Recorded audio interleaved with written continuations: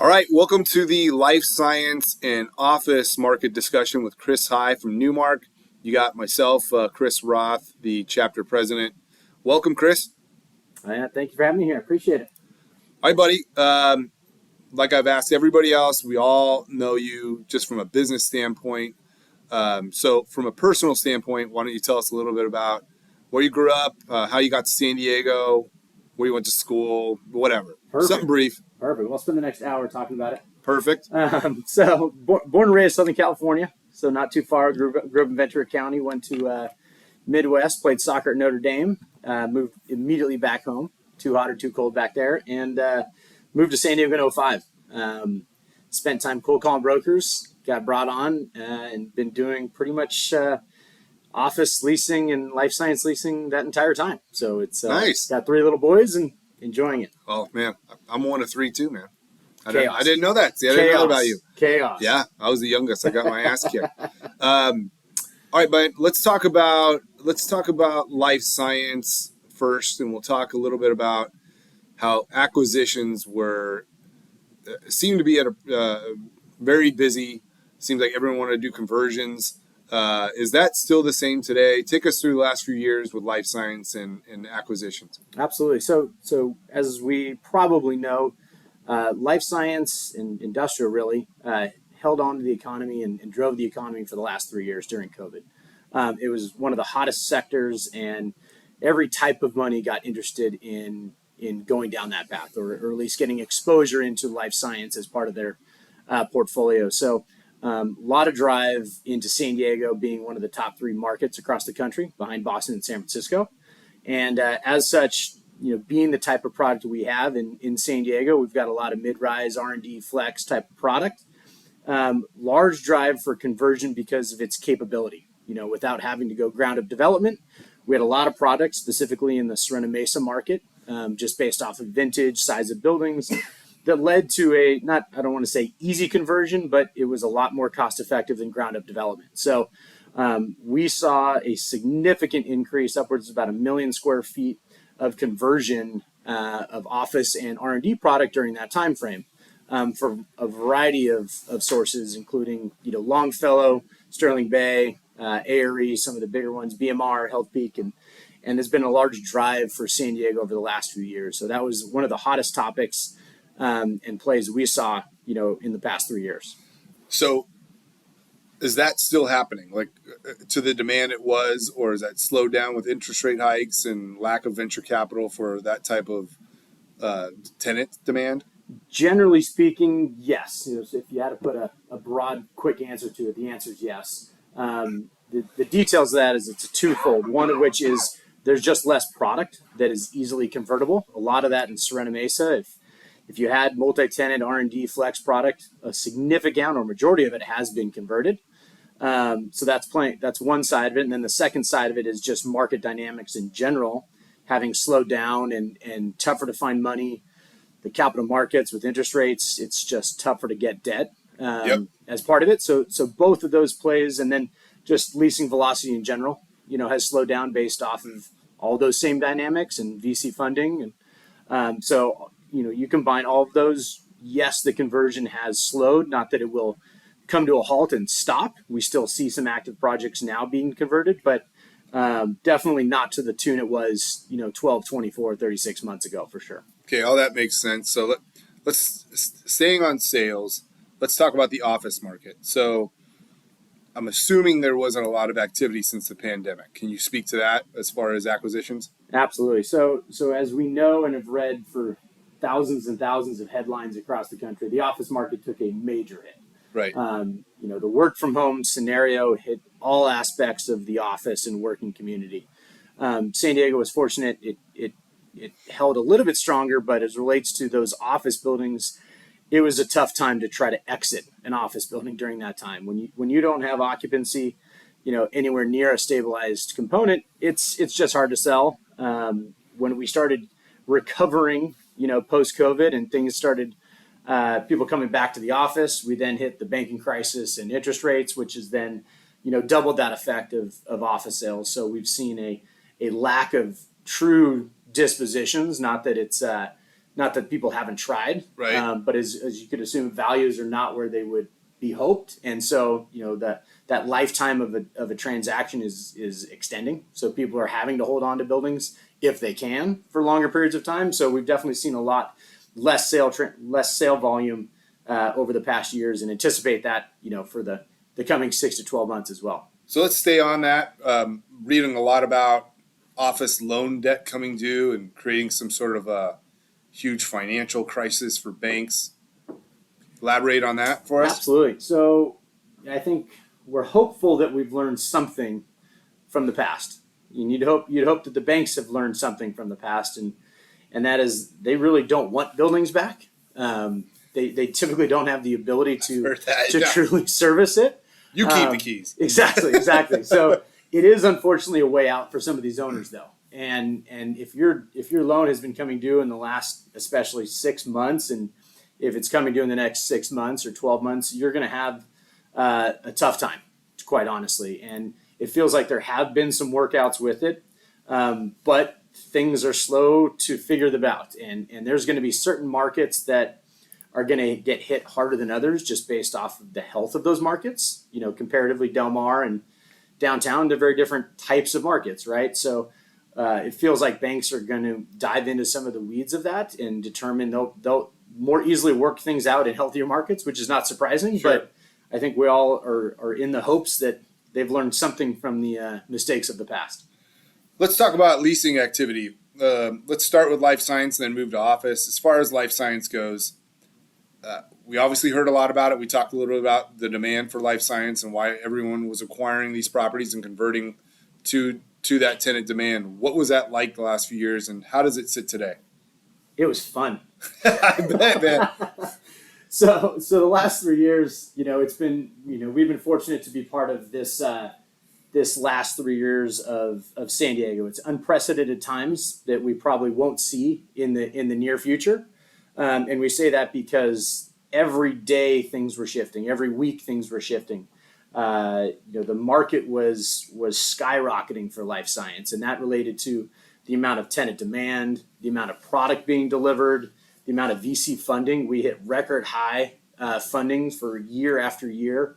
And it was just a really fun time to see and be a part of. It's a fun time for San Diego. That was a huge driver for our economy. So it was great to see companies grow, flourish, sell.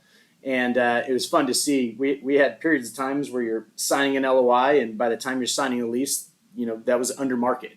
Wow. The tough part is you can't hang your hat on that forever. And so we were fortunate. It's back to reality, huh? Back to reality, exactly. So, the one thing, though, people forget in life science that pre-COVID, San Diego is still a very healthy market. Sure. We're still one of the top 3 markets across the country.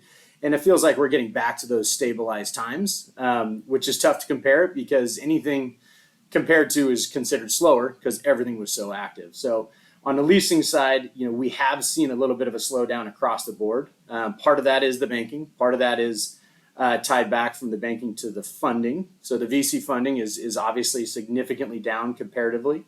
And so we've seen a strong drive from the boards and the management teams of these companies to hold on to their capital, which is just kick the can as long as you can, spread your money as far as you can until you need to, because the cost of that fund, that equity, it's either you're giving too much of your company or it just costs too much. So a lot of these companies are just waiting, for things to figure it out. So we believe, likely in the next 12 months plus, there's going to be a good uptick of demand. It feels like, good science always gets funding at some point. That's kind of a general rule, but it's at the end of the day, these companies need the funding in order to grow. And that's our livelihood of San Diego life science, and always has been since, for the last 50 plus years. So if you just said, hold on to your capital, did that basically create, there was a wave of all these tenants that were looking for huge square footage, right? Did a lot of them just say, pencil, we're going to hang tight, see where things go? Is that basically what happened? 100%. Across the board, for the most part, there's some outliers with that, but generally speaking, that's what the direction is kick the can down the road. So everything got put on hold, which is good because things are dead, right? So there were so many larger companies in Boston and San Francisco that we've heard of It's just the requirement completely died. The general direction has been we're on hold, or we're going to take a significantly smaller footprint or a Band-Aid space to wait it out. So there is some positivity in that it is going to be a moment in time that they will need that space again. And whether that's 12, 18 months, obviously time will tell, but it feels like that's one thing that has made San Diego a little bit more protected than other markets. How about lease rates? Let's talk about, I know we're talking a broad area, but generally speaking, what do life science lease rates look like? Generally speaking, life science rate, we're still cheaper than San Francisco and Boston, but we've hit all-time highs in this last turn. So, we've got three major markets of Torrey Pines, UTC, and Sereno Mesa. Torrey Pine being the premier, over $7 per square foot per month sort of rates. Wow. Down to the B stuff in Sereno Mesa, which is in the mid fives. And those are all triple net. So those are rates that you track back 5 years ago, they were $2 a foot less across the board. Wow. You could be in 250 space in Sereno, which is now going for 550. So definitely things have shifted slightly as those rates, and things are coming down a little bit. Things are softening. There's no doubt about that. If you have the capability, there are some larger ownerships that can reach further than others. And it definitely feels like those rates are resetting a bit, but in our opinion, they're not going back to what they were by any means. This is a San Diego podcast, but you just said something that made me kind of ask the question. I'm curious, if that seems really expensive to me, what is San Francisco and Boston? Do you have any idea? $8 to $12 a foot. Dang, man. That's insanity. Yeah, it's very interesting to compare the two, and you compare. You're like, we're cheap. The cost of living, exactly. Come to San Diego, we're cheap. Yeah, that's awesome. All right, man. I've wondered, how do the TIs work? I mean, do these companies just pay for it all? Because some of these venture capital is like all spent on the technology and the science, right? Yep. How does that work? It has shifted. If you track back the last 3 years, you'd kind of get a market TI that the landlord would pay for. That TI would not cover majority of their cost for the build. So the tenant would either be coming out of pocket, using some of their own funding to pay for that, or they'd amortize it into the deal, which is same thing. I mean, the tenant's still paying for that money as part of it. Essentially getting a loan. Getting a loan, exactly. That has shifted with the constraint of capital with a lot of these tenants. The landlords, in order to grab some of these tenants and achieve some of these economics, they've had to increase their TIs. So TIs are increasing more. Tenants are looking for turnkey. They're even looking for some furnished facilities if possible as well. Again, it all comes down to the capital constraint of these companies based off of the lack of funding. You mentioned before we got on and started recording, you talked about how there are certain divisions that have some sort of a science team. Can you talk a little bit about that without getting too specific?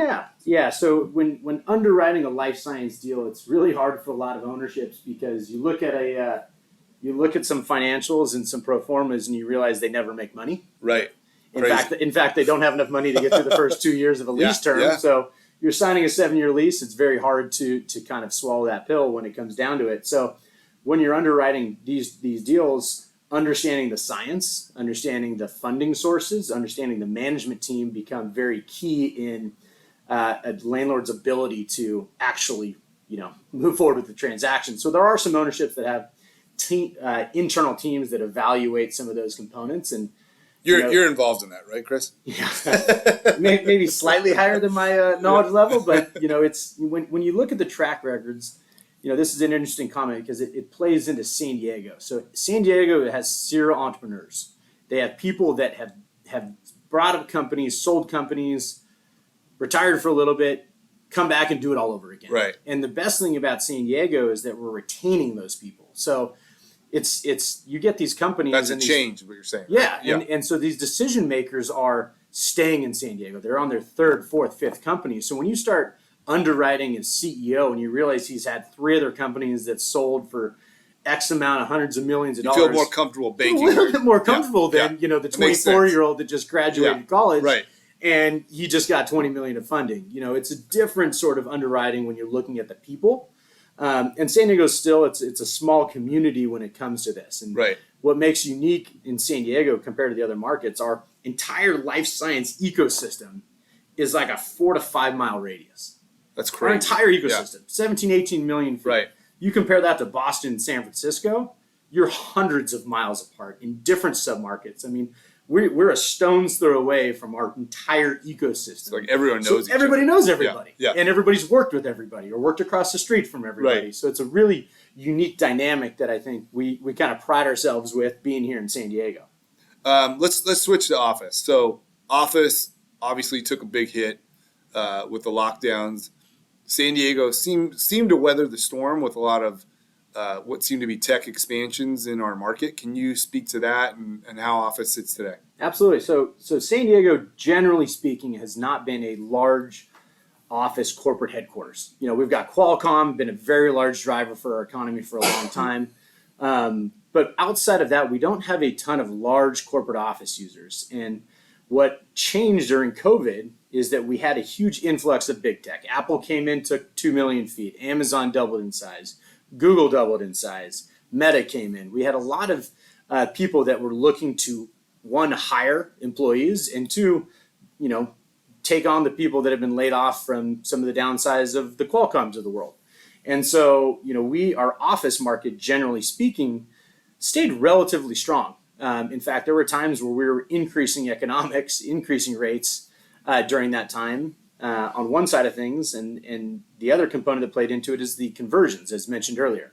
So that million square feet of conversion product we had in the central markets, a lot of it was office. So those tenants that got pushed out of office buildings for conversions, they had to go find some space somewhere. So our office market continued to tighten as part of it. Sure. So, you counter that to the rest of the nation.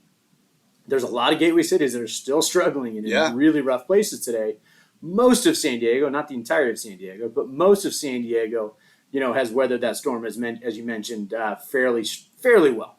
Well, I'm going to jump ahead. We're getting a little tight on time. Let's talk about development. What's the pipeline look like? How has it changed with the last 12 months? Absolutely. So this has been a big discussion point, tracking more specifically back to the life science market, because when we mentioned that every equity source was trying to get into life science, right? There's some huge players in Boston and Philadelphia and San Francisco that have tried to get into San Diego, most of which want to do development.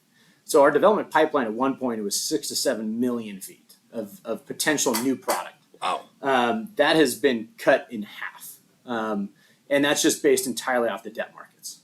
Just going out and getting development capabilities and debt right now was just almost impossible. Was the development you talked about cut in half? Was that existing stuff they were converting, or were we talking about new ground up? New ground up. Okay. We had at one point ownerships of over 6 million square feet saying we are building spec, period. There is a lot that have moved forward with that. So you've got IQHQ downtown with 1.5 million feet. You've got Longfellow with 300,000 feet spec under construction. ARE's under construction.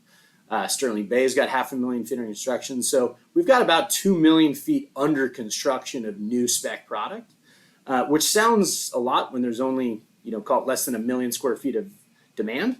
But if you look in the future and you track for the next 10, 20 years, we need that development eventually for the health of the market. If you want to continue to grow as a market, you're going to need quality, purpose-built product to continue to attract the bigger, more corporate national life science companies. You have all that square footage coming. What is anything coming? I don't think you said it. Is there anything coming imminently or in the next 6 to 12 months? So of that 2 million, IQHQ Rad's building downtown is completing this year. So that's 1.5 million feet of spec product. ARE just developed, is finalizing a spec building in Serena Mesa. And then there's 3 other spec buildings under construction that will deliver by 2024. Cool. Okay. So last thing, let's just end it on a prediction over the next 12 months that we haven't talked about. I'm going to do one that's real estate related, one that's not. Okay. Real estate related, I feel like we're going to have some pent-up demand and our life science market will turn late 2024. Okay. With a flood of new VC funding. That's one prediction. My other prediction, my 7-year-old is going to hit a grand slam in his first baseball game next year. Oh, man, don't have him listen to this. That's a lot of pressure. Well, thanks for coming on, Chris. We got a lot of good info. Hope everyone liked it. We'll catch you next time. Thanks a lot. Thanks for having me.